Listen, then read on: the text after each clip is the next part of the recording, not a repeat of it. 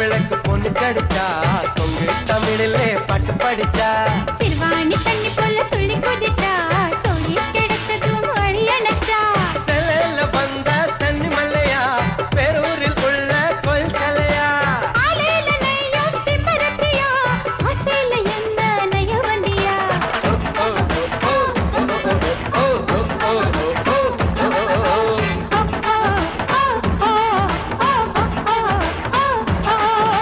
கோயம்புத்து மாப்பிள்ளைக்கு பொண்ணு கிடைச்சா தொங்கு தமிழிலே பாட்டு படிச்சா சிறுவாணி தண்ணி போல துள்ளி குதிச்சா சொல்லி கிடைச்சதும் வழி அணைச்சா